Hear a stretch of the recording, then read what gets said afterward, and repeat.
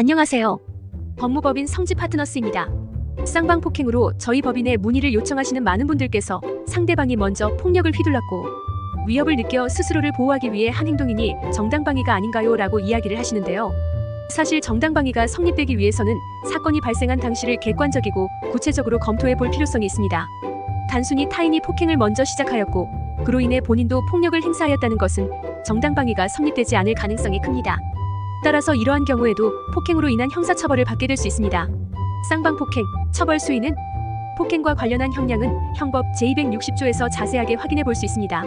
사람의 신체에 대하여 폭행을 가한 사람은 2년 이하의 징역, 500만 원 이하의 벌금을 선고받을 수 있습니다. 만일 폭력의 대상이 타인이 아닌 본인 또는 배우자의 직계존속이라면 5년 이하의 징역 혹은 700만 원 이하의 벌금에 처해집니다. 이때 폭력을 가하는 과정에서 2인 이상이 함께하였거나 위협적인 물건을 소지한 채 폭력을 행사하였다면 특수폭행에 해당하여 5년 이하의 징역이나 1천만 원의 벌금에 놓일 수 있습니다. 게다가 상습적으로 폭행한 사실이 있다면 그 죄에 정한 형의 2분의 1까지 가중한 처벌이 내려집니다. 쌍방폭행, 방어를 위한 조치로 상대방을 가격한 것이라 하더라도 범죄에 해당하여 그에 따른 처벌이 내려집니다. 그러므로 해당 혐의를 받게 되었다면 어떻게 대응하는 것이 가장 좋은 방법일지 알아보도록 하겠습니다. 혐의가 인정된다면 가급적 서로 간의 합의를 통해 법적 절차를 밟지 않을 수 있도록 원만하게 해결해 나가는 것이 좋습니다. 폭행의 경우 반의사불벌죄에 해당하므로 당사자 간의 합의와 처벌을 원하지 않는다는 의견이 있다면 법의 심판을 받지 않고 사안을 마무리할 수 있습니다. 단 특수폭행은 반의사불벌죄가 아니므로 상대방과 합의가 성사되었다 하더라도 법적인 절차는 진행해야 합니다. 그럼에도 합의가 중요한 이유는 최종적인 형을 선고할 때의 합의 여부가 양형의 자료로 활용되어 긍정적인 영향을 미칠 수 있기 때문입니다. 합의금은 얼마가 적당할까? 쌍방폭행에 대한 합의금은 어느 정도가 적절할까요? 사실 합의 금액에 대하여 명확하게 정해진 액수는 없습니다. 폭력의 정도와 횟수 및 그에 따른 상해가 발생하였다면 치료비와 병원비, 정신적 위자료를 더하여 합의 금액이 정해지게 됩니다. 간혹 빠르게 사안을 마무리하고 싶다는 생각에 거액의 금액을 들여 합의부터 진행하는 사람들도 보입니다. 그러나 섣부른 합의는 금물입니다. 본인 또한 피해를 받은 부분이 있다면 여러 사정을 고려한 후 금액을 정해야 하며 본인이 처한 사정에 따라 그 금액도 변동되므로 그에 맞는 전략을 수립해야 합니다.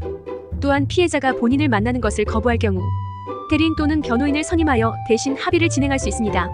쌍방폭행에 대한 구체적인 내용을 알아보고 싶다면 하단의 사례를 참고해 주십시오. 쌍방폭행으로 본법인을 찾은 의뢰인 사례.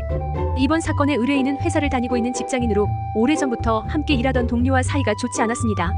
그러던 중 본인이 한 업무에 대하여 해당 직원이 지적을 하자 그동안 쌓여왔던 감정이 폭발하게 되면서 심한 말을 하였고 이에 상대방이 의뢰인에게 폭력을 가하였으며 의뢰인 또한 폭력을 행사했습니다. 폭행을 할 당시 의뢰인 손에는 스마트폰과 볼펜이 쥐어져 있었는데요. 그러하여 폭행이 아닌 특수폭행으로 상대방이 고소를 하게 되자 형사소송에 대응하기 위해 법무법인 성지 파트너스를 방문했습니다. 의뢰인과 면담을 진행한 법률 대리인은 폭행 사실이 CCTV에 고스란히 찍혀 있어 그 사실을 부인하기 어렵다 판단하여 상대와 합의를 통해 처벌을 최대한 낮추어 보는 것에 목표를 두었습니다. 처음 의뢰인이 합의를 제안하자 상대방은 합의 의사가 없음을 전달하며 매우 부정적으로 반응하였는데요. 그러하여 의뢰인을 대신해 피해자에게 연락을 취해 합의를 중지하였습니다.